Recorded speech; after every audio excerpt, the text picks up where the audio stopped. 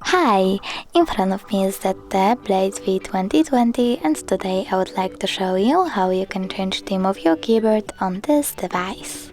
Firstly, open Settings and scroll all the way down.